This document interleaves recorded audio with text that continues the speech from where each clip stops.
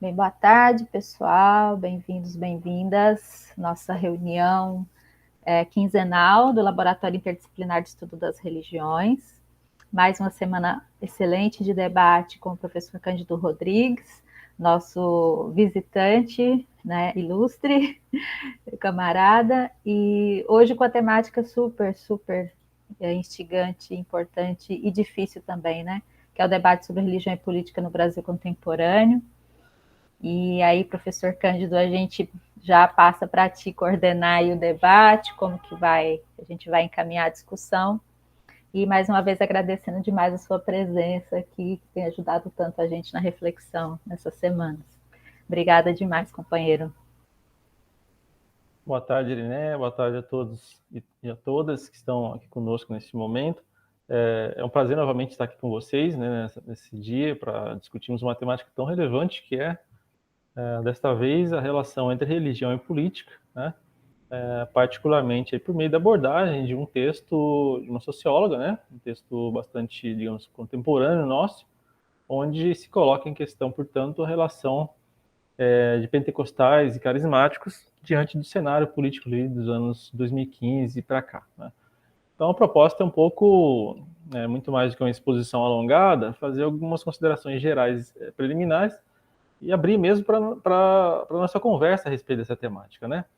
Então a dinâmica é um pouco nesse sentido, né? Eu vou dar início aqui então, acho que em torno de uns 20 a 30 minutos de abordagem aqui, a gente volta para um diálogo a respeito dessa temática aqui, né? Bom, lembrando, evidentemente, que por estarmos tratando de uma temática que é bastante contemporânea, né, a partir do texto aí que está como base, né, a gente, sem dúvida, está dialogando aqui, nós historiadores, né, com outras ciências, especialmente as ciências sociais, né, a sociologia, aí no caso, né. Então, não é que os historiadores não trabalhem com essa temporalidade mais recente, né, nós trabalhamos sim.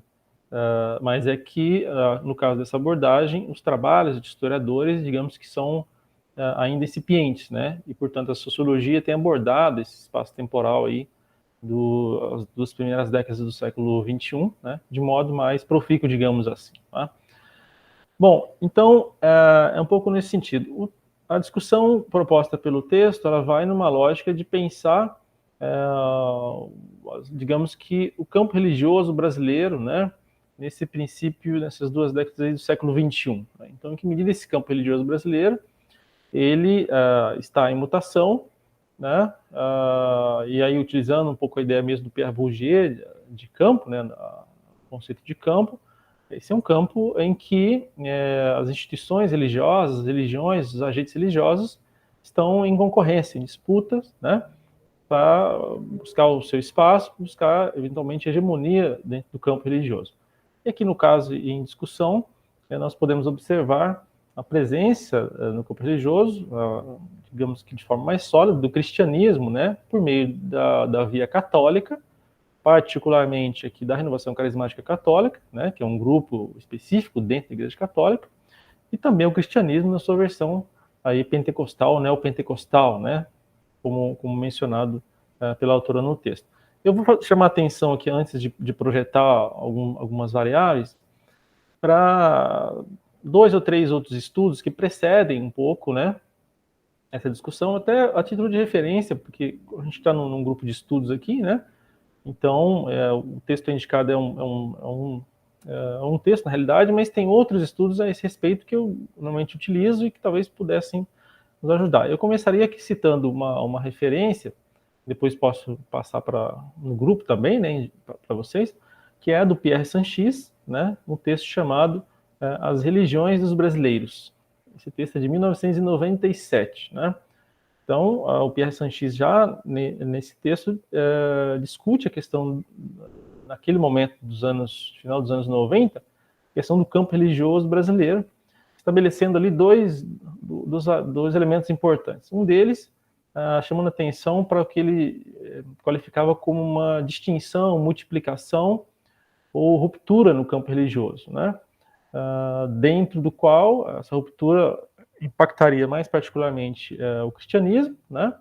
E também o que eles chamam de universo afro, Tá? Então, essa seria uma via de mutação ali nos anos 90, né? E, de outro lado, um elemento que não seria um elemento de ruptura, mas um elemento de homogeneização, né? Que ele qualifica como a presença do que ele chama aqui de clima espiritualista. Então, aliada a essa ideia de ruptura, há uma permanência homogeneizante que teria conexão com uma presença cada vez mais constante de um clima espiritualista que perpassaria as diversas religiões dentro do campo, né? E não uma exclusivamente. E nesse sentido, lá já nos anos 90, o Pierre Sanchis está falando também de uma discussão entre modernidade e pós-modernidade, né? Dentro desse ambiente, quer dizer, como é que o campo religioso brasileiro se movimentaria, né? De um lado, ele vai dizer que ele usa aqui a ideia de pós-modernidade primeiro, né? Para chamar a atenção de que naquele momento, quando se falava em pós-modernidade, queria chamar a atenção, no caso brasileiro, para um reencontro, né, com paradigmas modernos, ou seja, aquele velho debate entre modernidade e pós-modernidade. Será que o Brasil estaria na pós-modernidade, modernidade? Como que o Brasil se portaria nesse sentido? Aliás, essa é uma discussão que a gente vai fazer um pouco mais adiante nos nossos encontros também, talvez no próximo, né? Então, falando em pós-modernidade, eles, bom, o Brasil nesse momento dos anos 90 ainda dialoga com elementos da modernidade. Quais, por exemplo? A ideia de afetividade, a ideia de participação, né? A ideia de encantamento e magia. Então, são ideias, são elementos que pertencem à modernidade, né? E não necessariamente a um extrato pós-moderno, né? De outro lado, ele chama atenção para elementos também, outros elementos do que ele chamaria de modernidade. Aí a questão do racionalismo e a exigência de definição de uma consciência identitária, né? A questão da identidade é uma questão muito cara à modernidade, logo ali no fim do 19 a gente já estuda isso com o nacionalismo, etc, etc. Então esse seria um texto interessante para a gente pensar também aí esse ambiente, tá? Aí fazendo jus aqui também a um outro autor que é referência nesses estudos, o Paul Friston, com um texto de 2010 chamado As Duas Transições Futuras, Católicos, Protestantes e Sociedade na América Latina.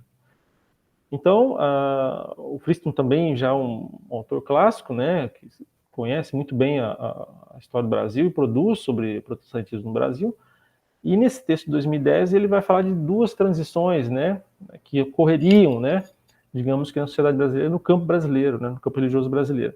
Uma transição católica e uma transição protestante. A transição católica, que ele prevê lá em 2010, que eu não saberia avaliar agora necessariamente se ela se concretiza efetivamente, né, é uma transição que ele qualifica como uma possível perda de status da Igreja Católica, né, diante de alguns fatores. O primeiro fator seria uma queda numérica de fiéis, uma queda progressiva numérica de fiéis, né?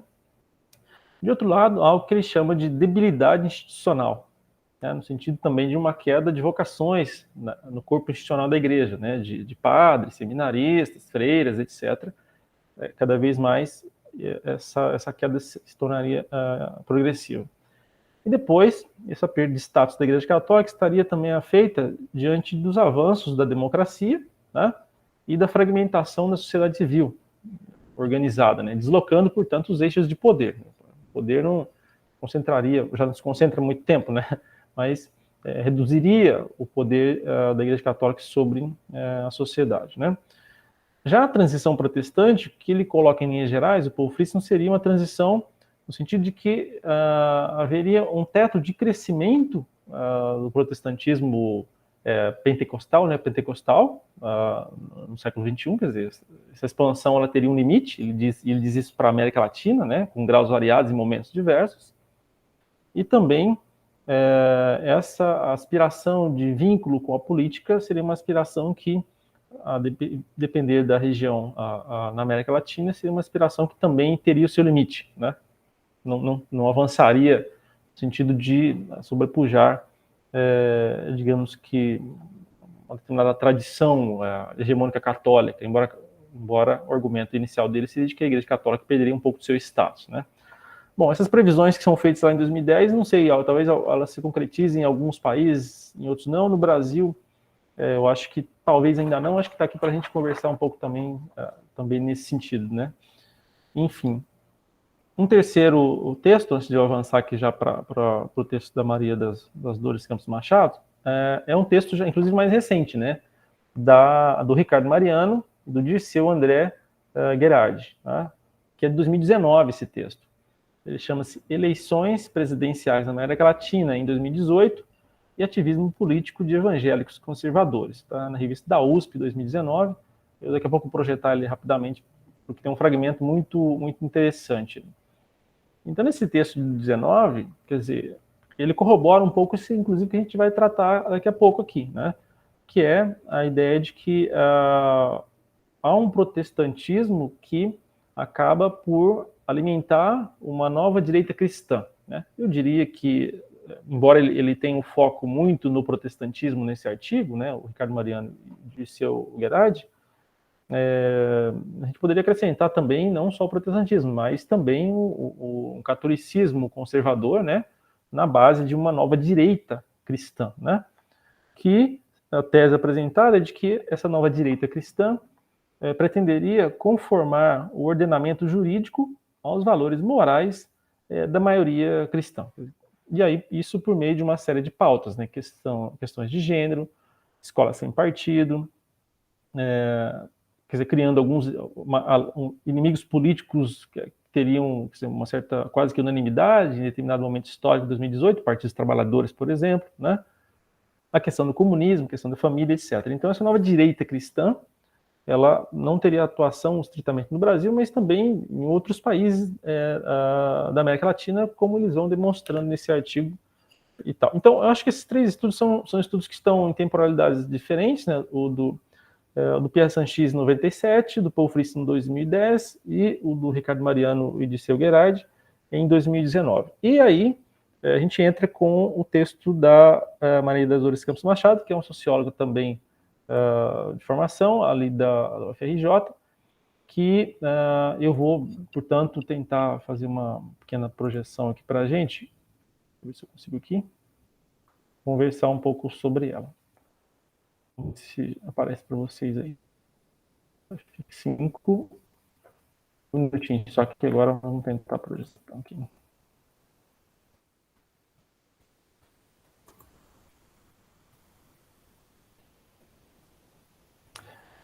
Se aparecer, você me avisa, por favor, né? Tá bom, beleza. Projeção aí.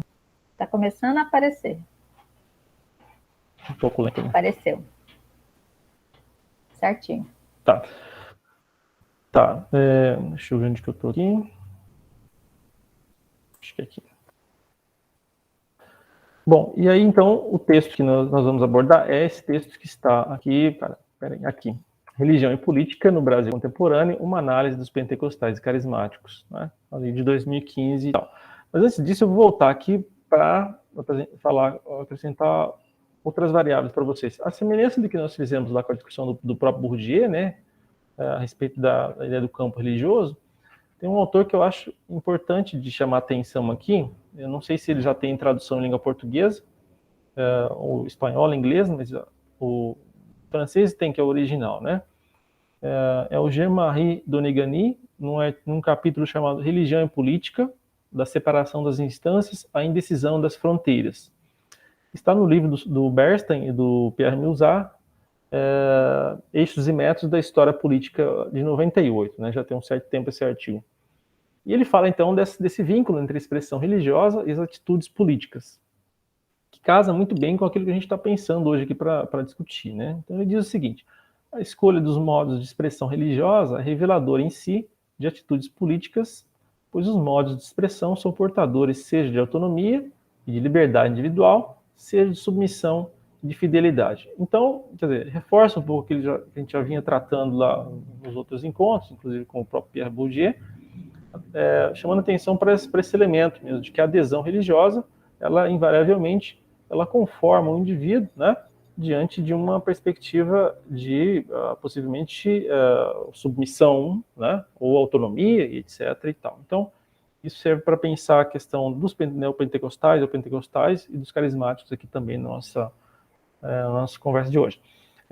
Aí também acrescentar um outro autor chamado Henri Pena Ruiz, num livrinho chamado Que é Laicidade, né? a questão do Estado laico que está posta aqui, né?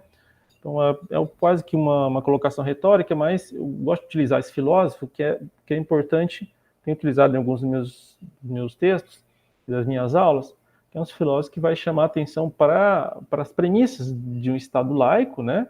E de como essas premissas precisariam ser respeitadas, de como que, portanto, as religiões se colocam diante desse cenário. E ele acrescenta aqui alguns pilares fundamentais do Estado laico, que me parece que aqui são, no caso do Brasil, são quase que violados, né, diante do cenário contemporâneo que nós temos no campo religioso, especialmente pelas religiões hegemônicas. Tá? Um primeiro pilar seria a questão composta aí pela ideia de liberdade e igualdade, né? Quer dizer, as pessoas têm no Estado laico direito, portanto, né, liberdade, portanto, de escolha, né, de escolha religiosa ou de escolha não religiosa, digamos assim, né? E também, ao terem liberdade, eles devem ter igualdade de condições dessa escolha. Então, esse Estado deve garantir a liberdade e a igualdade das pessoas no quesito de escolha, né?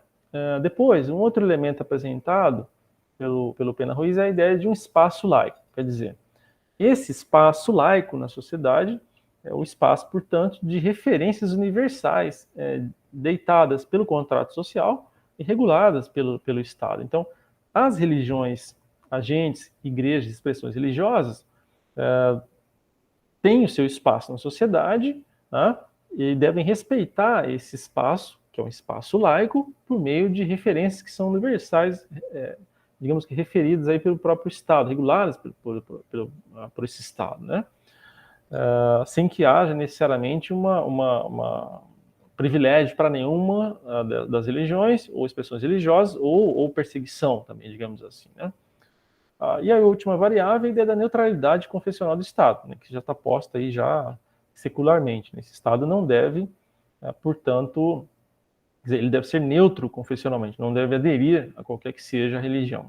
Então esses três pilares são pilares que são colocados pelo Henri Pena Ruiz, que a gente tem dialogado um pouco, e que me parece que são fundamentais para a democracia, digamos assim, e que têm sido afetados, a meu ver, em muitos países pelo mundo afora, mas especialmente no Brasil, aqui nessa quadra do que nós temos do século XXI. Tá? A gente pode voltar a conversar sobre isso daqui a pouquinho, quando a gente fechar aqui para a parte das questões. Bom, né, como eu estava dizendo também, já a partir lá do Pierre Sanchis e de outros autores, né, o Brasil nos últimos 20 ou 30 anos tem essa questão, uma mudança no campo religioso, na cena religiosa, como queiram, né, e nessa mudança também, além de tudo que já foi aqui dito, há de um lado, né, digamos que a tentativa de permanência de integrismos, né, de visões, digamos, mais ortodoxas da crença religiosa, né, como uma espécie de recusa da modernidade, aquilo que o Peter Berger vai dizer, né, quer dizer, refratários às mudanças da modernidade. Então esses integrismos acabam atuando como formas de negação, de recusa dessas mudanças, né, por exemplo, a questão da pluralidade, que está posta já no segundo elemento. Né? Então, de um lado, há um movimento de reforço do integrismo, mas, ao mesmo tempo, outro movimento de uma tendência à pluralidade de visões de mundo, né? Ao arranjo pessoal, à ideia da tolerância. Então, a mudança que se propõe, digamos que no campo religioso, em especial no campo religioso brasileiro, é uma mudança que ela não tem uma única via, né? Ela é feita de, digamos, entre aspas, avanços rumo a uma pluralidade, e de permanências consideradas aí, digamos que retrocessos, por meio da resistência de integrismos que tem, eventualmente, aí, em sua raiz, elementos conservadores e antidemocráticos, inclusive. Né? Então, é importante perceber esses dois movimentos, como que eles interagem, digamos, do que a gente está pensando aqui. Né? Bom, também a ideia de uma polissemia de significados religiosos, decomposição das verdades globais, o sentido da vida, a felicidade privada, etc. Então, tem aí um conjunto de elementos que se fazem presentes nesse cenário, nesse campo religioso, e que, para o que nos interessa particularmente na discussão de hoje, para determinados grupos, né, pertencentes ao protestantismo ou ao catolicismo, soam como ameaças, né? Quer dizer, a ideia de uma verdade que é relativa, né? Essa polissemia de significados religiosos, essa ideia de uma felicidade que é privada, particular, né? Então, quer dizer, grupos que têm um viés um pouco mais integrista, né? Acabam sendo refratários a essas variáveis e reagem a isso, né? É o que a autora nossa vai demonstrar aqui, né? Bom, avançando aqui rapidamente, como eu tinha feito referência ao texto do Ricardo Mariano e do Dirceu Gerardi, eu trouxe aqui um fragmento que é muito expressivo um pouco desse ambiente nebuloso que os autores vêm apresentando para nós aqui. Então, eles vão chamar atenção para como as reações, né, de uma certa direita cristã, elas se direcionam em relação a alguns temas específicos, né, e que resultam uma interferência no espaço público, vamos dizer assim, né, público e político também, né. Eles dizem, né, há um século a tradição cristã antipluralista concentra-se na família, na defesa da autoridade masculina e do criacionismo, na contenção da sexualidade, da autonomia e dos direitos das mulheres, na oposição radical às demandas feministas, acusadas de corroer o patriarcado, afeminar os homens e masculinizar as mulheres, ao aborto, à homossexualidade, à educação sexual nas escolas. Esses grupos robusteceram a direita econômica com larga base social, códigos morais absolutos e forte apelo passional. E aí continua, né? Então, aqui tem uma espécie de síntese de como grupos como Renovação Carismática Católica e também neopentecostais, né, mencionados aí pela nossa autora, operam nesse espaço público diante de uma pretensa, a ideia de uma pretensa tradição cristã pluralista, etc., e tentando interferir no tecido social e nos rumos políticos do país, né? Bom, daí eu chego aqui ao texto, portanto, da Maria das Dores Campos Machado, que é uma socióloga, grande pesquisadora da temática, né? Já tem outros textos, eu estou aqui com um texto de 2015, mas ela tem um texto de 2010, onde ela faz uma discussão um pouco mais teórica a respeito desses elementos, e onde ela apresenta para nós aqui um pouco desse ambiente, né, digamos assim, entre carismáticos e pentecostais ali em 2015, né? Então é um texto bastante interessante, muito rico do ponto de vista metodológico também, né? Ela trabalha aí com a análise qualitativa de entrevistas que ela fez, que a sua equipe fez, né, com líderes carismáticos, líderes pentecostais, acerca de suas visões sobre a participação na política, né, nos últimos anos, digamos assim. Então, ela vem chamar atenção para isso. Bom, antes disso, no início ali do texto, ela chama atenção para um outro ponto que também está presente lá na discussão do Pierre Sanchis, do Paul Friston, do Ricardo Mariano e de uma série de outros autores que pensam o campo religioso contemporaneamente, que é a ideia da questão da modernidade no Brasil, né? Quer dizer, e aí não todos eles, mas sobretudo a Maria das Dores e o Ricardo Mariano vão chamar atenção ali para o texto do Eisenstadt, Modernidades Múltiplas, que aliás é um texto que também estou pensando aqui em conversar com vocês, talvez no próximo encontro, né? Que vai discutir essa ideia de modernidades múltiplas, né? Quer dizer, não teria, quer dizer, a modernidade ocidental e europeia, né? Ela se expande, digamos, hegemonicamente pelo mundo, mas não seria o único modelo de modernidade, digamos assim, ou o modelo, né? Quer dizer, haveria aí modernidades, né? E consequentemente, no caso do Brasil, uma modernidade com dinâmica própria, né? E com elementos mais particulares. E aí a Maria das Dores Campos Machado vai chamar atenção para como essa modernidade particular tem características diferentes no Brasil, né? Quer dizer, ela é conformada por meio de um país em que se desenvolve a partir de uma desigualdade de renda, a partir de instabilidade política quase constante, né? A partir do papel hegemônico da Igreja Católica durante séculos, né? A presença também de partidos políticos como o PT e PSDB, digamos, nos últimos 30, 40 anos em polarização, né? Onde também a presença do ideário de direitos humanos e de movimentos sociais, movimentos de minorias sexuais, esse ideário também está presente nessa modernidade seja como defesa, seja como ponto de ataque, né? E grupos religiosos com percepções muito próprias do que seria essa modernidade, que é o que ela chama atenção. Então, essa é uma variável que também merece acréscimo aqui, mas que a gente pode voltar em outra oportunidade, né? E aí no texto eu vou chamar atenção aqui agora para 2 ou 3 pontos, e daí já abro para a gente conversar, né? Para eu ouvir também um pouco mais vocês. Eu não sou especialista da temática, mas considero uma temática relevante para a gente conversar aqui no LIER, né? Ouvir vocês também a respeito disso, tá? Bom, então ela fala e reforça, né, a ideia do declínio do monopólio da Igreja Católica, né? O segundo ponto, a diversidade religiosa interna às igrejas, né? Não só a Igreja Católica, mas as igrejas pentecostais ou neopentecostais. Você tem uma diversidade muito importante ali. No caso da Igreja Católica, diga-se passagem, aqui o texto se refere à renovação carismática, que é um grupo minoritário na Igreja Católica, mas que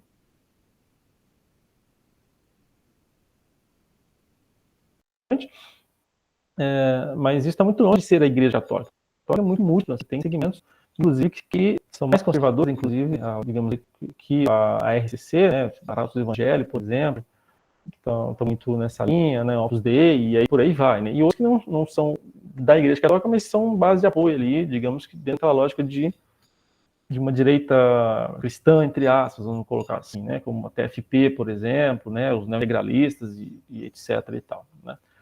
Então, há também esse pluralismo religioso, no sentido amplo, já mencionado aqui anteriormente, que faz parte da cena religiosa, do campo religioso brasileiro, melhor dizendo, né? Bom, e aqui o que ela traz de novo, né? Quer dizer, de novo, eu acho que é essa aliança no engajamento político, quer dizer, uma aproximação que era impensável ali no final dos anos 90 e início dos anos 2000, mas que a partir de 2010 ou algo nesse sentido para frente, ela se torna plausível, né? E factível, né? Que é a aproximação entre católicos carismáticos e grupos ali neopentecostais, né? Digamos assim, como ela qualifica, tá? Então, a aproximação entre esses grupos é uma aproximação que tem como objeto aí a arena política, né? Coisa que não era feita nesse sentido anteriormente, não juntos, né? Digamos assim. No caso dos carismáticos, né?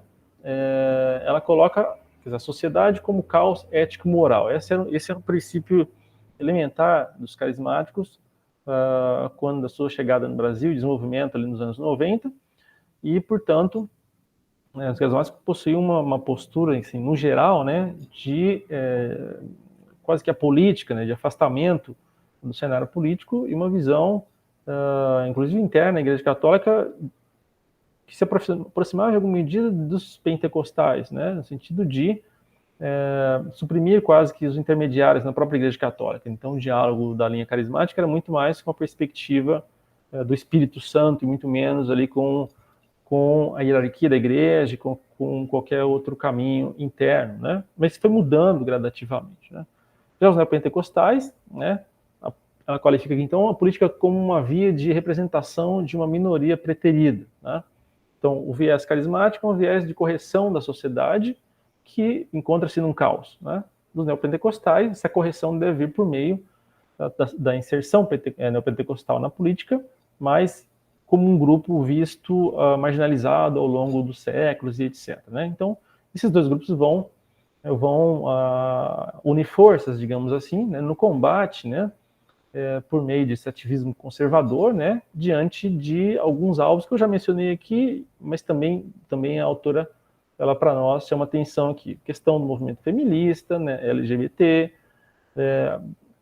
temas como aborto, né, e o direito à vida, essa questão, homossexualidade. Ela menciona também o Programa Nacional de Direitos Humanos, né, que é alvo de ataques, e fala também das bases eleitorais desses grupos, como é que esses grupos também se constituem enquanto bases eleitorais, melhor dizendo. Então, são pontos aqui importantes que pesam diretamente no tecido social, contemporaneamente, aí é o que ela está dizendo, nos anos 2000 em diante, vamos dizer assim. E aqui, vou chamar a atenção para 2 trechinhos, né, que refletem um pouco essa presença, né, dessa tropa de choque aí, dos cristãos de bem, etc. Né? E depois apresenta um videozinho rápido que comprovaria essa intervenção de um desses segmentos aí na política recente, em 2018. Tá? Aqui é uma entrevista com o padre Alberto Gambarini, né, de 2011, feita pela pesquisadora, onde ela coloca em destaque, portanto, essa questão da política a serviço de uma moral cristã, né? Então, o entrevistado diz o seguinte: a gente não pode esquecer que no passado existia a Liga Eleitoral Católica e tinha uma lista de políticos de todos os partidos escolhidos pela Igreja entre as pessoas de bem. Não acho que tenha que voltar a fazer isso, mas a Igreja tem que levar os leigos a assumirem a política, não somente para defender os interesses da instituição, como algumas correntes religiosas fazem, mas para defender os princípios cristãos, buscar o bem de todos, católicos, evangélicos e membros de outras religiões. Então, está muito clara essa questão moral, né? No segundo, né, a questão da minoria religiosa, que é a segunda ideia que ela lança ali no texto de discussão, que é a entrevista com Valnice Milhomens, em 2012. Fundadora da Igreja Nacional do Senhor Jesus Cristo, afirmou-nos: em 1989 eu tive uma visão, e o Espírito Santo me disse que a redenção do Brasil viria pela Igreja. Não que eu creia em um Estado teocrático, mas creio em cristãos que vivem os valores do reino verdadeiramente onde eles estão. Creio que o povo de Deus, vivendo o Evangelho, a Igreja crescendo e nós chegando às faculdades, à política e a todos os segmentos da sociedade. Porque não basta ser evangélico, o indivíduo tem que ter cultura, tem que ser treinado, tem que ter capacidade intelectual de sair com um projeto de transformação da nação que realmente mude a situação política, econômica e social do povo. Então aqui são dois fragmentos que dão um pouco o exemplo dessa ideia de que uma minoria busca um espaço, por ela entendido como negligenciado a ela, né? E a outra entende essa ideia desse caos moral, né, que precisa ser corrigido. Então, esses são esses pequenos fragmentos que eu gostaria de acrescentar aqui para exemplificar um pouco, já que assim, nós já lemos o texto, né? Então, mas para dialogar. Eu vou fechar aqui, então, né, vou ver se agora eu consigo projetar. É uma fonte primária aqui, um videozinho, né? Ali de 2018, final de 2018, assim, publicado por um integrante da Renovação Carismática Católica na rede, que é vinculada à renovação, obviamente, e que chama atenção aí para o apoio que a RCC deu diretamente à candidatura, a uma determinada candidatura, né? Então, deixa eu tentar ver se eu consigo projetar isso aqui. Dá um segundo só. Acho que é isso aqui.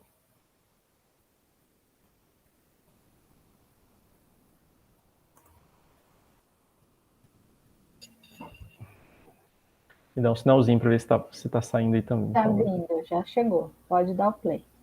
Vou dar o play, então. Então, a narrativa, quer dizer, vídeo editado, né? Pela pessoa que tá aí aparecendo, onde se lança a mão, então, e aí eu vou apresentar e eu faço um comentário breve para a gente discutir. Vamos dar o play aqui.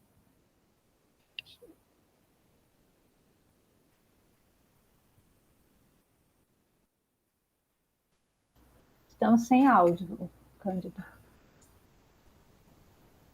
Me dá um segundo. Estão sem áudio?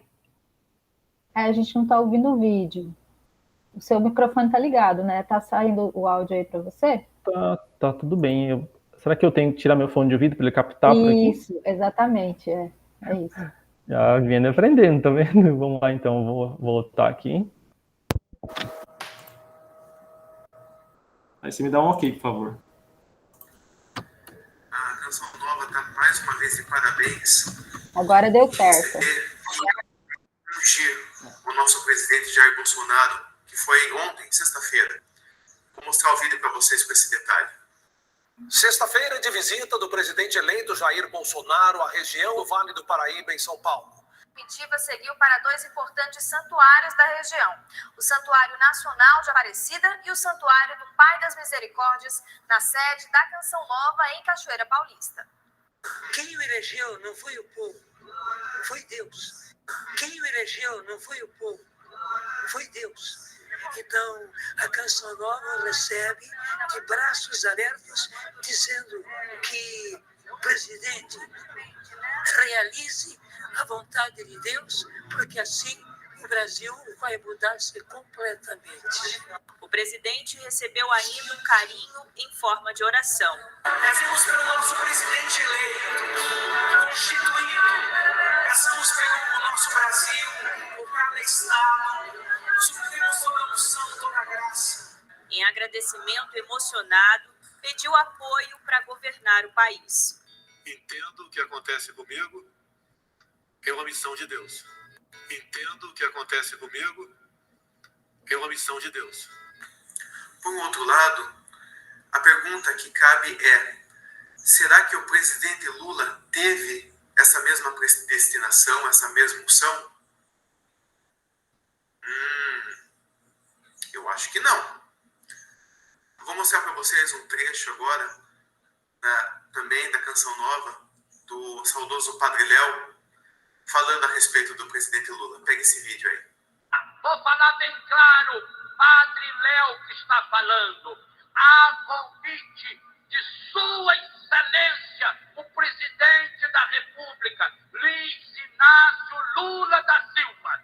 O Congresso está estudando a possibilidade de fazer aborto de graça nos hospitais públicos. Se Jesus não ocupar o centro da sua vida, não se diga católico. Deixa eu voltar aqui. Vou interromper. Bom, você me ouve bem? Sim, deu certinho. Bom, na realidade, esse vídeo é só para chamar atenção. Quer dizer, é um vídeo ali da Canção Nova, que pertence, portanto, majoritariamente à Renovação Carismática Católica. O padre que aparece ali é o Jonas Habib, né, que é a liderança da RCC, e o vídeo fala por si só, né? Esse jogo que tem. Então, eu não coloquei nenhum vídeo de uma igreja neopentecostal, porque isso aí, se você instalar o dedo, você consegue achar, né? O Malafaia ou qualquer outro falando. Já esse tipo de vídeo que é um pouco mais difícil de encontrar, né? Publicamente, assim, mas enfim, é de 2018. E tem um pouco essa conexão com o próprio texto que a autora está dizendo, né? Essa polarização, então, né? E o apoio político direto que é dado, né? Enfim. Então, era um pouco nesse sentido que eu queria trazer esses elementos para vocês, para nós dialogarmos um pouco, aqui pensarmos sobre essas temáticas, né? E ouvir vocês também, quais são as experiências que vocês têm, né? Digamos que não só em Alagoas, mas que vocês conheçam também dessa relação entre católicos e pentecostais e as suas conexões com a política diretamente. Enfim, estou aqui também para ouvir um pouco vocês, qual é a interpretação que vocês tiveram do texto, quais pontos que poderiam destacar melhor, né? É um pouco isso, né? Obrigado pela atenção por enquanto e estou à disposição para a gente conversar, tá? Nós que agradecemos sempre, Cândido. Muito obrigada. Bem, pessoal, aí o tema quente. Então, vou passar a primeira palavra para o pessoal que está aí acompanhando a gente, o nosso debate aqui, nossa discussão do coletivo, porque eu já estou com as 5 questões aqui no gatilho, Cândido, para botar para você, para a gente dialogar. Cezinha já levantou a mão. Vai lá, Cezinha. Boa tarde, professor Cândido, né, pessoal. Professor, de início, assim, o que eu vou falar não tem muito a ver, assim, com o texto. Inclusive, eu gostei muito do texto, né, porque ele é um texto de 2015, mas, querendo ou não, ele ainda se torna muito atual, né. A gente vê, de certa forma, o desdobramento, né, de muitas abordagens que a autora falou. Mas, assim, de início, eu quero destacar o seguinte, né, que eu sempre gosto de destacar isso. Durante muito tempo, eu frequentei igreja evangélica, né, inclusive uma igreja neopentecostal. E ela, no caso, inclusive alguns dos sujeitos que a autora entrevistou, eu conhecia, né, porque seria praticamente como se fosse ícones desse meio, né? Porque a igreja que eu frequentava é uma igreja que estava lá aqui do interior do estado e estava ligado ao modelo do G12, certo?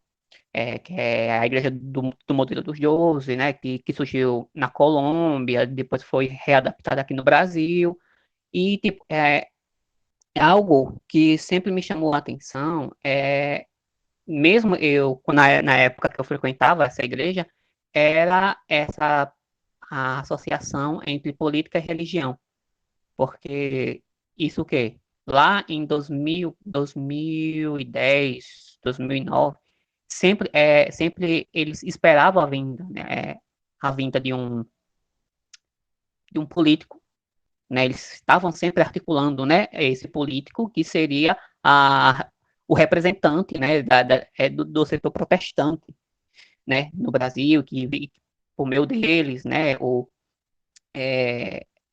Deus iria agir, inclusive, né, essas igrejas ligadas ao G12, eles promovem anualmente, né, é, congressos, né, que está muito relacionado com a questão do Brasil, né, o Congresso de Porto Seguro, por aí, né, que, por sinal, eu acho que a escolha de Porto Seguro é uma escolha bem simbólica também, certo, né, no sentido, né, social, histórico, né, e eles sempre tinham essa fala, né, dessa vinda, né, dessa espera, né, desse político, né, dessa intervenção de Deus por meio da política, né? Então, tipo, a impressão que passa é que realmente, assim, era um, era um projeto que começou a engatinhar lá nos anos 80, né, como o próprio Paul Feston afirma, né, mas é, a impressão que passa é que eles começaram a ficar bem mais intenso, né, de um período para cá. Outro ponto é o seguinte, né, que ainda relacionado a essa experiência, o pastor que dirigia a igreja, toda vez que era período de eleição, ele só falava isso, entendeu? Sobre política, né, que a igreja tinha que escolher um político que segundo o coração de Deus, para conduzir a sociedade nos eixos, né, para acabar com a própria corrupção, para que a igreja, que era o papel da igreja intervir na sociedade por meio da política, né? Inclusive foi um desses motivos que me levaram a sair, porque eu já estava cansado de ouvir essas conversas, né, constantemente. Então, mas é só esses comentários assim que eu queria falar, né, em relação a isso, que talvez a inserção, né, do próprio G12 é esse que é questionamento que eu faço, né, que essa inserção do próprio estratégia do modelo dos 12, de certa forma, também contribuiu para esse tipo de estratégia política, né? Porque a gente percebe de certa forma esse diálogo, né, entre teocracia, né, eu vou colocar a teocracia e, e o próprio protestantismo. Era isso só que eu queria falar. Obrigada, César. Acho que pode dialogar, né, com eles, Cândido, e enquanto aí as meninas vão preparando também as suas questões. Tá. Bom, obrigado, César. Eu acho que aí o que você tem um relato pessoal também em relação a isso, né? Como bem observado, o Paul Friston é um dos primeiros autores, né, que construiu uma versão clássica das ondas, né? A ideia de que, então, o protestantismo no Brasil teria passado por ondas, né? Desde o início do século XX, então qualificando, né, as protestantes históricas, depois, quer dizer, as pentecostais dos anos 60 ali, 50 e 60, e depois neopentecostais de 70 em diante, né? E já demonstrava, portanto, que na década de final dos 60 para 70, quer dizer, esse protestantismo pentecostal já se organiza, né, para eleição de deputados e outras figuras no campo político, né? Há, portanto, uma configuração que muda drasticamente no campo dos anos 80 e 90, onde, basicamente, as igrejas neopentecostais, particularmente a Universal do Reino de Deus e Internacional, avançam para a mídia, né, para o campo midiático, vamos dizer assim, né, atuando, né, por meio de televisões, atuando por meio de rádio, por meio de jornais impressos, né, e avançando também sobre fiéis que estavam se deslocando do campo católico, né, e do espiritismo, da Umbanda, Candomblé e de outras religiões. Então, as neopentecostais avançam muito anos 90, ali, final dos anos 80, 90 e 2000, né? E, nesse sentido, elas vão também, a semelhança do que as pentecostais mais clássicas estavam fazendo, como o quadrangular e tal, por exemplo, né? A Internacional da Graça e a Universidade do Reino de Deus vão, particularmente, né, vão avançar também para a seara política, fomentando a eleição aí de alguns de seus quadros. Então, aí, inclusive, a autora não fala necessariamente dessas duas igrejas, mas fala de outras, inclusive menores, né? Mas um elemento que ela acrescenta, basicamente, é que esses quadros, né, saem do campo pentecostal, neopentecostal, saem da própria igreja, né? São os pastores, né, que são impulsionados para se tornarem vereadores, prefeitos, deputados, senadores, etc., nesse sentido. Já no campo da Renovação Carismática Católica, ela narra a criação de centros de formação, né? Não é necessariamente um pastor, porque também não tem, né? É uma liderança ou alguém ali de dentro que é escolhido, que tem um perfil que vai ser trabalhado, né, para ser votado, né? Então, um pouco nesse sentido. Aí o que você chama atenção é importante destacar, né? Em algum momento, evidentemente, eleitoral, acontece esse reforço do discurso político, né? E seja o pastor, ou o padre, o líder religioso, quer dizer, em algumas circunstâncias, isso também não é uma questão geral, não é assim que funciona, né? Reforça esse discurso, né, que tem a ver com as pautas morais dessa, entre aspas, dessa direita cristã, né? E aí aquele candidato que defende as pautas morais vai ter o apoio, né, sem dúvida, da igreja ou daquele templo regional ou de grupos que atuam ali, tá? Acho que é um pouco nesse sentido, César. Obrigado pela colocação também. Talvez pudéssemos pensar nesse sentido também. Obrigado. Massa. Séfora, Tina, Léo, questões, comentários? Vocês, Tina, muito bem. Já dizer, se vocês não falarem, eu não vou parar de falar depois. Vai, Tina. É mais assim, os pensamentos que vão passando aqui, né? Que a gente trata muito. Tina, tá cortando, o seu microfone tá um pouco baixo, minha flor. Tá melhor agora? Tá, melhor. Eu vou ter que colocar. Tá melhor, né? A gente sempre, né, nas discussões, né, sobre a relação da religião com a política, e realmente eles têm mais visibilidade, né, principalmente, né, a questão dos neopentecostais. E assim como Cezinha, também eu já cheguei a frequentar, né, denominações tanto protestantes clássicas como novas. E os clássicos eles são bem mais ortodoxos, né, em relação às questões morais. No entanto, a gente vê mais os neopentecostais, que em tese são mais liberais em alguns aspectos, mais à frente, né, da defesa de figuras políticas que defendem realmente questões mais né, mais rígidas, vamos assim dizer. E eu fiquei pensando, né, na verdade, assim, no fundo a gente sabe, né, que os interesses que movem, né, as defesas são além, às vezes a religião é usada de uma forma para justificar, mas não é pela religião, né, por outras questões. Mas aí eu gostaria de saber a opinião de vocês, né, como é que ele vê essa questão, porque eu realmente fico curiosa. Tina, não sei, o Cândido, você compreendeu bem a questão da Altina? Estava meio cortando. Eu não sei se cortou um pouco a fala, mas eu não entendi qual a questão que ela colocou. Eu entendi, assim, Tina, vê se eu falei certo, que se parte desse pessoal não tem usado a religião como uma justificativa só para um projeto de poder. É isso que você quis dizer? É isso que ela... Ah, tá.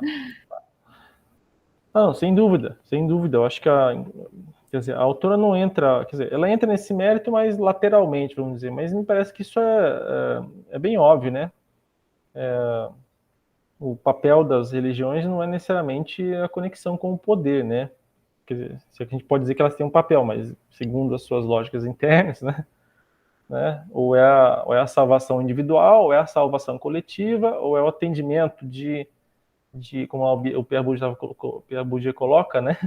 O atendimento de uma questão existencial individual ou coletiva, né?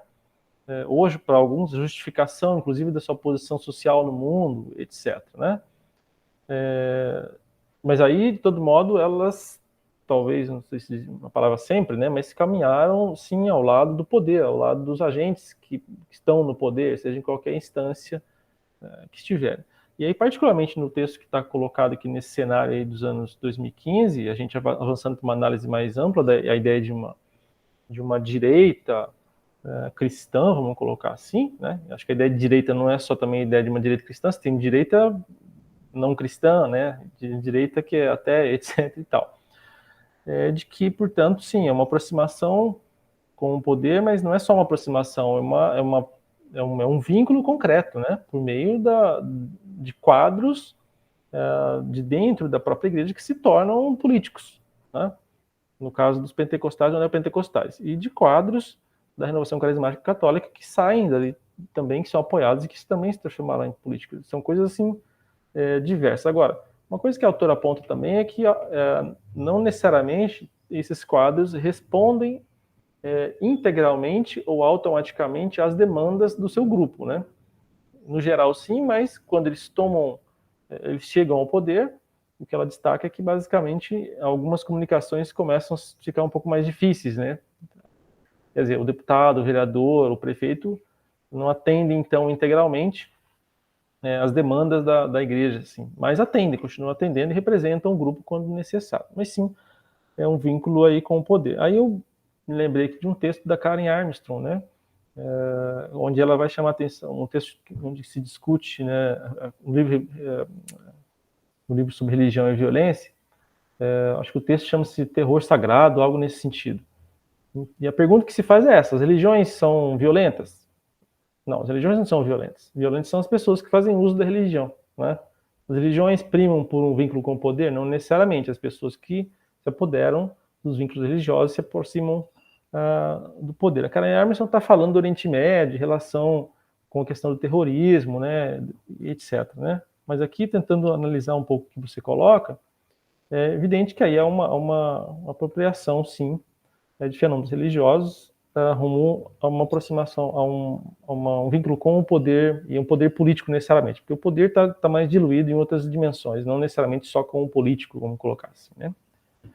É isso então, Otina. Acho que é um pouco minha visão a esse respeito.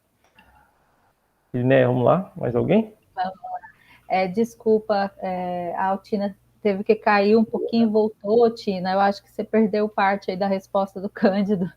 Depois, talvez você vai conseguir ver na gravação aí. Perdi mesmo. A minha mãe ligou bem na hora. Pois é. Mas, então, gente, mais alguém aí nas perguntas? Eu estou aqui segurando a minha onda, porque às vezes eu falo demais, né, também, e aí eu me empolgo, aí eu vou querer fazer milhares de questões. Mas assim, já tomando a palavra, né, eu acho que da mesma forma que o César e a Altina fizeram aí falaram das suas experiências pessoais, eu vou mencionar a minha, porque na época que eu era católica, jovenzinha, na minha formação de adolescente, foi bem na base da teologia da libertação. Então, nas comunidades que eu vivia lá em Minas Gerais, não tinha RCC. Depois que eu fui para São Paulo, vivendo com as franciscanas da Ação Pastoral, também nas comunidades que elas atendiam e trabalhavam direto, não tinha. Mas, assim, algumas paróquias maiores, principalmente nos bairros, assim, mais classe média, né?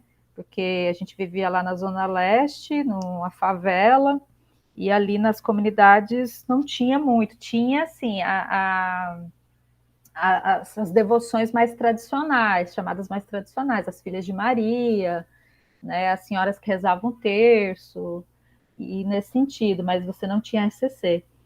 Mas depois, avançando aí dos anos 90, aí apareceu. Então, por exemplo, a comunidade eclesial de base que eu estudei lá em São Paulo, na Zona Leste, no setor São Mateus, quando o primeiro grupo de RCC apareceu, eles foram pedir permissão, né, para a coordenação da comunidade, para as irmãs que cuidavam lá, se podia ter um grupo, né. Aí falaram, beleza, ok. Mas, assim, havia muitas tretas, muitas disputas dentro da comunidade, daquilo, da identidade de SEBs, do que é uma SEBs, e para uma perspectiva de RCC que já tinha aquela mentalidade paróquia, né? Quer ter paróquia, quer ter tudo desconstruído da horizontalidade, né? Tem aquela relação mais de verticalidade.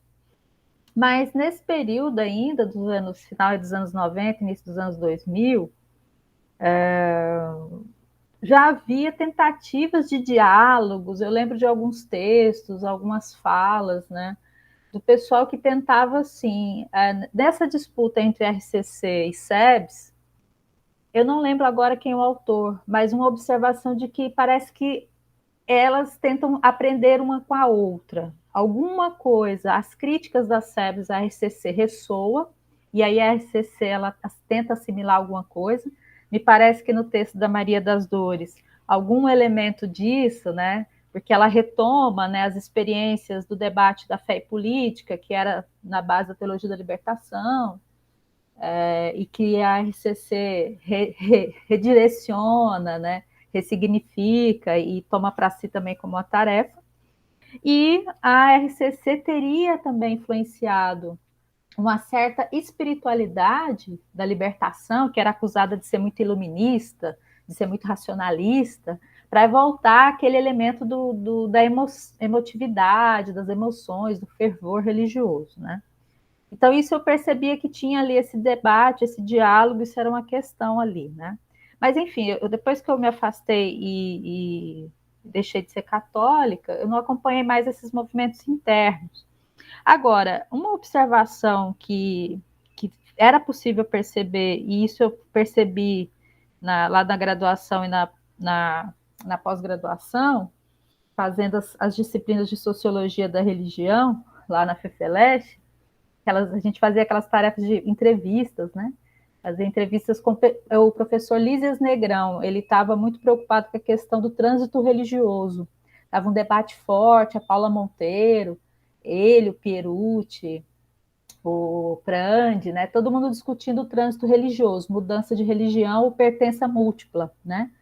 E aí a gente tinha que entrevistar pessoas que teriam passado por essa experiência de mudança. E eu cheguei a entrevistar um amigo meu que ele se converteu ao pentecostalismo, ao neopentecostal, via RCC. Ele fez essa associação, não fui eu, né? Estava lá na entrevista e ele associou que a participação dele na RCC, ele participava da RCC e começou a ir a alguns cultos e achava muito similar e gostava desse ambiente, das músicas e tal.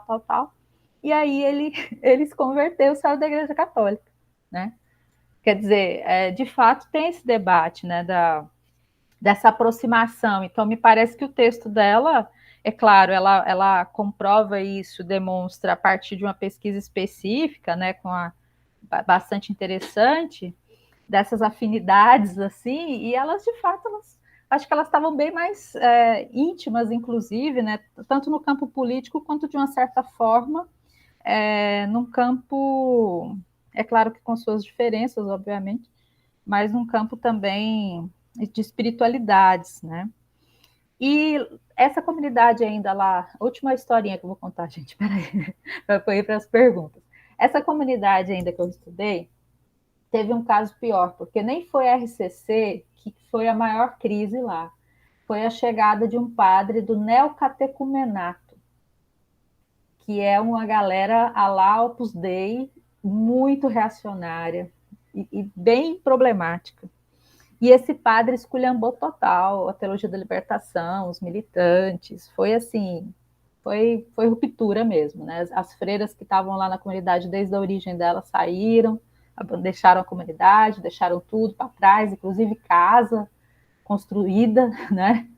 E os militantes das pastorais sociais também saíram da comunidade, e a comunidade ela foi para outro caminho, totalmente outro caminho, né? E aí, entrevistando uma das antigas militantes das SEBs lá, ela contando dessa ruptura, toda a crise que foi, e ela falava assim, olha, pelo menos a RCC era um pessoal alegre, que gostava de cantar, porque esse aí do neocantecumenato, nem isso, nem cantar pode, tipo, não pode nem fazer nenhuma demonstração de alegria dentro da igreja. Né? Então, assim, essas coisas que esse debate aí me remeteu, Cândido, já que a gente estava trocando aqui as experiências, né? E aí, agora eu vou para as minhas questões. Assim, a questão que a Tina fez, eu acho que ela é importante, foi bacana ter trazido, porque realmente sempre fica, né? Eu acho que a gente também, de fato, assim, o Cândido chamou atenção, é importante a gente prestar atenção para não fazer generalizações que ferem essa diversidade do campo pentecostal e neopentecostal, que de fato ele é um campo diverso, e é um campo em disputa interna, inclusive, porque os chamados evangélicos de esquerda, né, estão aí atuantes e dentro dessas pautas, que são as pautas que a autora traz e que o professor Cândido reforçou, né, essas pautas morais, principalmente em torno da sexualidade e dos direitos reprodutivos das mulheres, você tem grupos evangélicos que encampam esse debate, que assumem, né, também dentro do campo católico, como as católicas pelo direito de decidir, que é um grupo extremamente atacado, né, a teologia feminista. Então, de fato, você tem um ambiente bastante complexo, que, quando a gente pensa aí a relação entre religião e política, fica, de fato, necessário sempre pontuar, está falando de quando, de quem, como, né, de que jeito e tal. E aí, Cândido, aí vem as minhas perguntas para você, porque são perguntas que eu também não tenho resposta, que são coisas que estamos aí, né, no debate. Por exemplo, a primeira questão dessa mudança de hegemonia no campo cristão. A gente tinha discutido ano passado numa disciplina eletiva, com material que eu levei para o pessoal, mas aí baseado no censo, né, nos últimos censos, e alguns autores, eles faziam já uma avaliação, uma projeção de quantos anos para frente poderia haver essa mudança do eixo, né, de hegemonia cristã no Brasil. Quer dizer, o Brasil deixaria de ser um grande país católico para se tornar um grande país evangélico. E agora eu não me lembro de fato dos autores, me desculpe, mas não eram historiadores, eram pessoal aí das estatísticas, né, das matemáticas. Mas na avaliação que eles faziam dos dados que tinham, por exemplo, a cidade do Rio de Janeiro, eles já apontavam como uma cidade em que essa hegemonia já tinha se alterado. Você tinha, dos dados da população, uma maioria evangélica já relativa, e, enfim, eu não sei explicar as matemáticas lá, mas eles notavam isso. Então, eu queria que você falasse um pouquinho do que você pensa sobre essa questão, porque a consequência que a gente apresentava lá no debate a partir dos textos, era o impacto dessa mudança em termos, de fato, da identidade nacional, e aí nesse debate dessa identidade nacional, né, que é um dos temas, talvez, aí que vem no bojo da modernidade, né, dessa definição de identidade, e o impacto, além de político, que a gente está discutindo aqui, tudo bem, né, isso está em disputa, né, mas das mudanças culturais, talvez. Essa era a grande discussão ali em torno desses elementos, né? E aí eu queria ouvir sua opinião sobre isso também, porque a gente discutimos muito, mas não houve, assim, é claro, né, consensos ou respostas finalísticas para isso. E aí, mais ou menos articulado com essa questão, eu fico pensando o quanto que essas definições que a gente traz desse Estado laico, né, de como as religiões devem se comportar nesse espaço público, como que esses valores apresentados, né, Igualdade, igualdade, espaço laico como uma referência de universalidade, né? Neutralidade confessional do Estado. Será que, aí vem a minha elucubração, será que a gente não está falando de necessária definição do que seria essa universalidade? Porque a gente sabe que está baseado em valores, né, do iluminismo, aí, do debate na Revolução Francesa, eu acho que é uma discussão que a gente, nos outros encontros, já apareceu, né? Mas você acha que não poderia ser um choque de universalidades, levando em consideração que para o catolicismo ele é a igreja universal, né? Católica é universal. Você tem que levar a fé para todo mundo. O cristianismo, a gente pode, assim, de fato, são vários cristianismos, mas você tem um princípio de universalidade, de expansão da fé, que me parece que esse princípio ele vira uma chave de disputa forte, que o pessoal não quer negociar isso. Tipo, parem de evangelizar, parem de fazer proselitismo, deixa a galera, quem quiser ser cristão, chegue em vocês, né? Vamos respeitar aqui o espaço, porque me parece que esse entendimento de parte da Igreja Católica ou parte das igrejas evangélicas de um espaço democrático de fato, em que você vai conviver com a diferença, você vai conviver com a diversidade, ok, e estamos de boa, né? Isso não é um ponto de acordo, obviamente, e eu não sei o quanto que isso pode ser uma questão de fato de uma reflexão política que os grupos religiosos fazem, ou quanto isso é uma questão ideológica religiosa mesmo. Enfim, eu não queria pensar muito assim. Quer dizer, eu acho que talvez a gente não resolva isso indo muito para o debate ideológico, mas não sei, talvez. Então, eu estou com dificuldade, companheiro. Resolve aí para mim, porque deu um nó aqui no.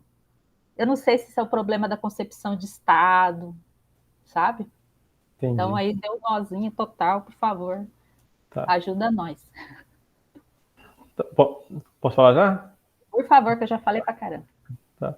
Não, obrigado, Iriné. Primeiro pelo relato da experiência, né, do trajeto que você fez e tal.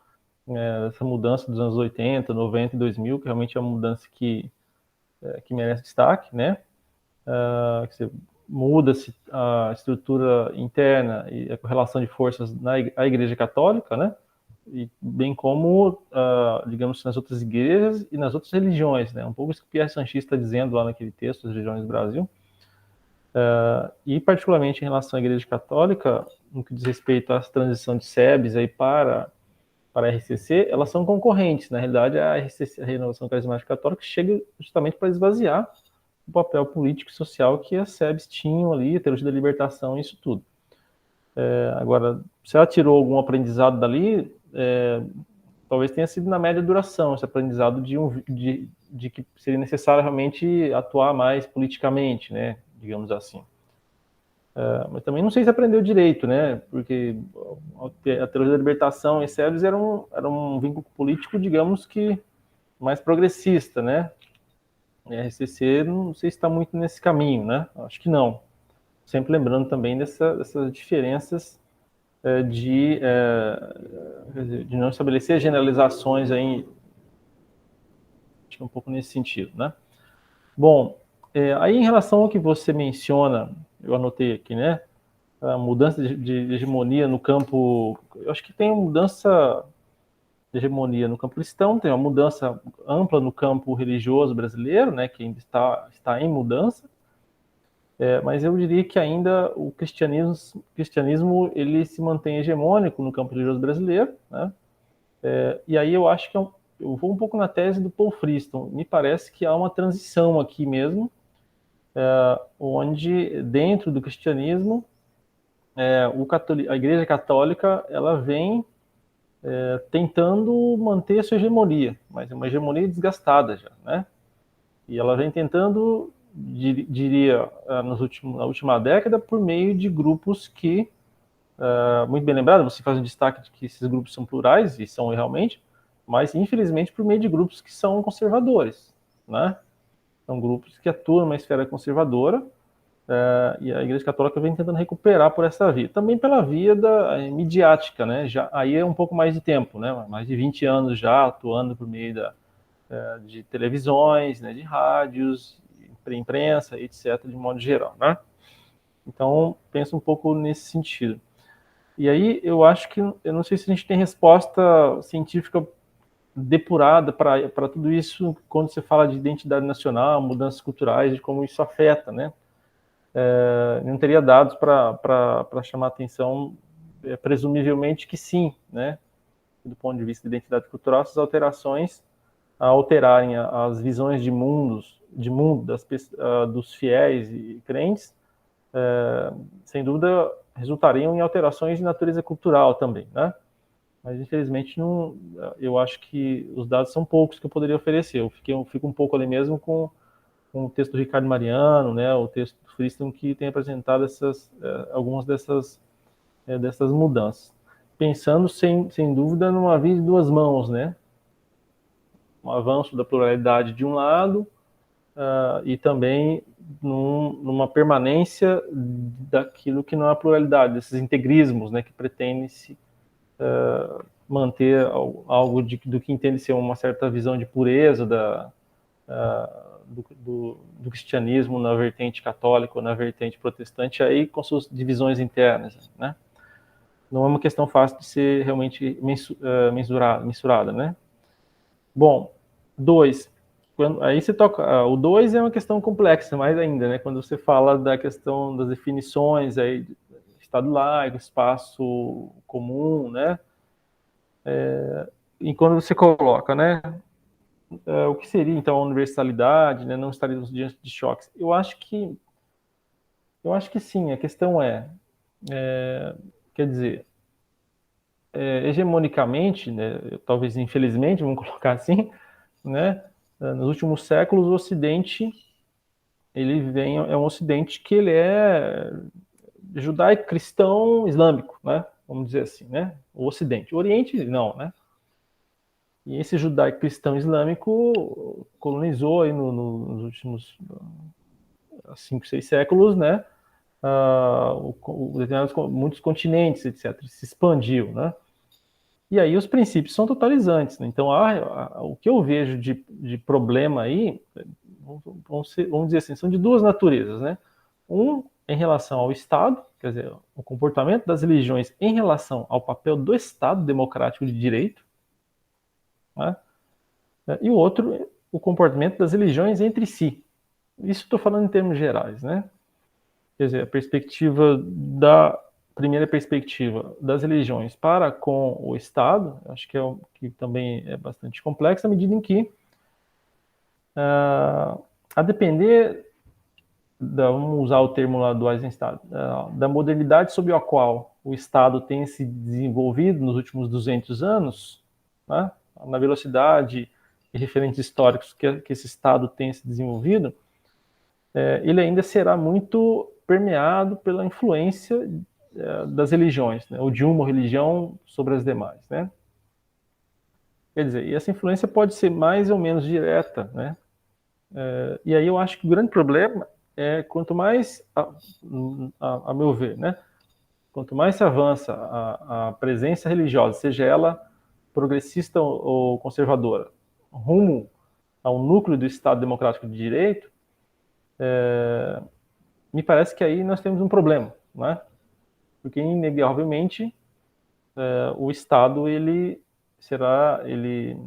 receberá uma influência, né, que é parcial, né, que é baseada numa certa religião ou na vertente judaico-cristã, vamos dizer assim, que é a mais hegemônica no Ocidente, vamos colocar assim. E aí, em detrimento de outras. Então, o princípio da isonomia democrática desse Estado, ele é um princípio que vai ser ferido. Então, aí acho que a gente tem um problema. E o outro problema é entre elas, né? Eu acho que aí sim, embora se fale já há muito tempo de discurso ecumênico, de integração, de diversidade, me parece que aí, bom, estou falando aqui, digamos que nesse tripé, né, judaico-cristão-islâmico, vamos pensar assim, você tem aí quase que exclusões, né? São princípios totalizantes, são projetos totalizantes de narrativas sobre a criação do mundo, sobre a permanência no mundo e sobre a vida pós-morte, vamos dizer assim, e sobre uma série de outros elementos. Então, são princípios totalizantes que me parece que, por questões políticas, eles evitam o conflito, né, digamos assim, mas são exclusivos, são excludentes, são narrativas diversas, né, que, se levados à última equação de uma lógica, né, eles se excluem, se implodem, né, porque não tem, essas verdades não tem como ser absolutas, né. Então, acho que nós estaremos diante, e aí por isso o papel do Estado, como ente que garantiria um espaço público, digamos que comum, onde essas religiões poderiam estar presentes, e outras expressões religiosas e não religiosas, em condições de igualdade, o Estado como ente moderador, né? Sabendo que isso também é uma busca, né? Uma busca constante. Tá? Enfim, acho que a reflexão vai um pouco nesse sentido, né? E os princípios totalizantes, eles são sempre problemáticos, né? No sentido de que eles são, por natureza, excludentes. Excluem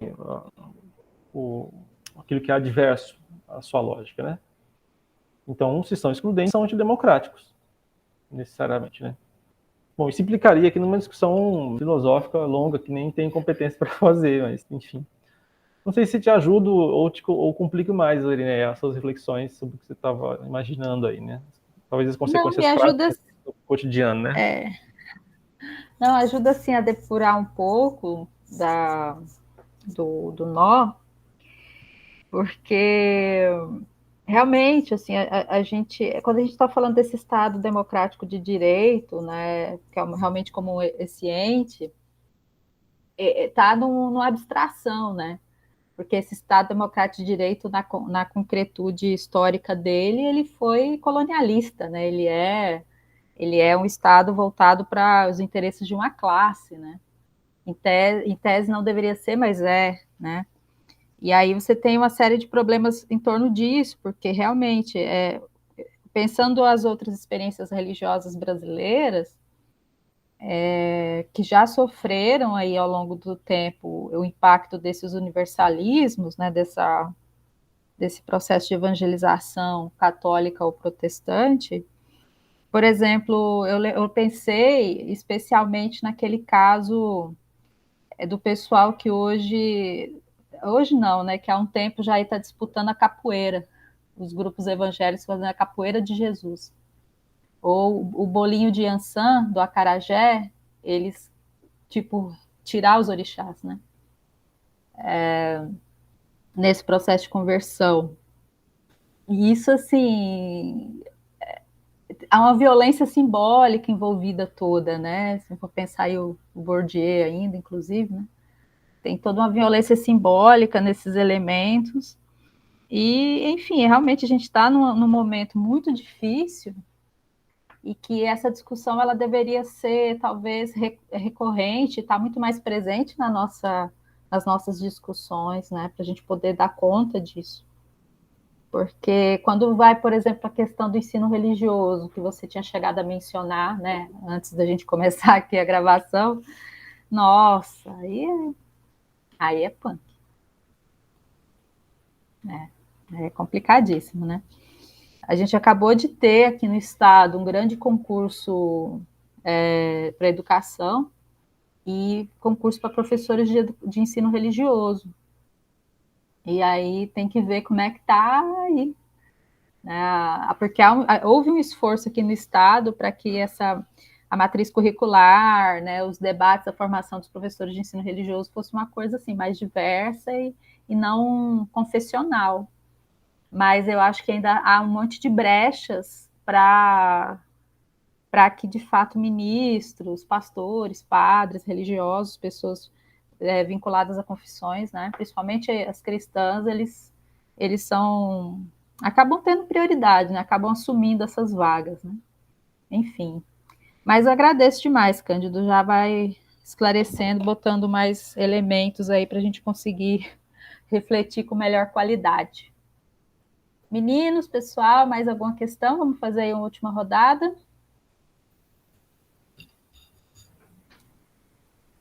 Se vocês não tiverem questões, eu passo para o Cândido fazer as considerações dele e a gente encaminhar aí os finalmente. Cândido, fique à vontade, companheiro. Tá. Bom, então, obrigado a você, Irineia, e aos outros colegas que estiveram aqui hoje, me ouvindo, discutindo também as questões tão relevantes para pensarmos, né, a relação entre religião e política, pensarmos a nossa sociedade também, né? Eu acho que a gente está um pouco no olho do furacão, né, em relação a essas discussões. A proposta hoje que foi aqui um pouco de chamar atenção para colegas pesquisadores do campo da sociologia das religiões, né, que têm estudado aí há mais de 2 ou 3 décadas fenômenos do campo religioso brasileiro, trazendo uma autora que tem estudado essa relação muito próxima entre católicos e pentecostais, e diretamente suas formas de representação junto à política partidária, digamos assim, né? E aí, o que eu gostaria de chamar a atenção aqui quer dizer, as religiões, elas fazem parte do tecido social, né? E aí, o que, no caso brasileiro, nós temos passado na última década, vamos dizer assim, eu diria que atende um pouco aquilo que foi colocado aqui inicialmente, né? De um lado, o reforço de perspectivas integristas, né? Conservadoras, digamos assim, e, ao mesmo tempo, de outro lado, perspectivas mais pluralistas, né? Que entendem a questão da diversidade religiosa, diversidade de direitos das pessoas, etc. Então, a gente está um pouco nesse ambiente, né? A questão é que essas duas vertentes ou mais se enfrentam, né? E agora tem se enfrentado no campo político partidário, né? Isso tem refletido, acho que em maior medida na última década, né? Em mudanças políticas e mudanças que também nos afetam socialmente e, a meu ver, tem nos afetado negativamente, vamos dizer assim, né? Inclusive afetado direitos que são fundamentais, digamos, né, do ser humano, né? Direito à vida, por exemplo, né? Direito às suas liberdades individuais, né? Quaisquer que sejam elas, né? Enfim, e por aí vai. Então, eu acho que o importante é discutir a temática. Você faz menção a um ponto fundamental, que é a questão do ensino religioso, né? Da discussão do ensino religioso nas escolas, né, de ensino básico, né? Aqui onde eu estou, aqui no Mato Grosso, né, o Estado tem uma política que, digamos que tem sido uma política, de certo modo, democrática, né? A Secretaria de Educação tem um material didático interessante, onde parte para uma abordagem numa perspectiva bastante pluralista, de respeito entre as religiões, né, de uma abordagem sócio-histórica das religiões, digamos assim. Mas há, evidentemente, aquilo que você menciona, profissionais que não têm a qualificação necessária para tratar dessas temáticas e que, invariavelmente, misturam posições pessoais com fazer público do trabalho, a educação no sentido mais global. E aí, enfim, isso gera danos quase que irreparáveis, né, para os alunos e afeta a nossa sociedade, no sentido, diria, mais negativo. Então, é importante que talvez as universidades invistam também em suas matrizes curriculares, em cursos desse sentido, né? Não só nas matrizes, mas também em cursos, projetos de extensão que pudessem integrar os professores das redes pública e particular, né, dentro dessa formação mesmo, né? Uma formação mais ampla, né, das religiões, nesse sentido sócio-histórico, a fim de constituir uma sociedade mais pluralista, democrática e de respeito às diferenças, né, e de mais tolerância. Eu acho que esse é um princípio importante. Mas é isso, acho que gostei bastante do diálogo com vocês, espero que o texto tenha sido atrativo para todos e vamos aguardar a próxima, né? Nosso próximo encontro para avançar nas nossas conversas aqui. Um prazer. Obrigado. Muito obrigada, Cândido, muito obrigadão. Então, só deixar registrado, lembrar que a nossa próxima reunião no dia 29 de novembro, né, nesse mesmo horário das 16 horas, o debate é Religiões e Mundo Globalizado. Então, o professor Cândido já disponibilizou um texto lá no grupo, mas aí a gente faz a divulgação também aí nas redes para chamar quem mais tiver interesse em vir fazer essa discussão com a gente. Beleza? Então é isso, gente. Boa tarde, bom descanso para nós, força na luta e a gente se vê em breve. Tchauzinho. Tchau, obrigado. Vou parar aqui, gravação.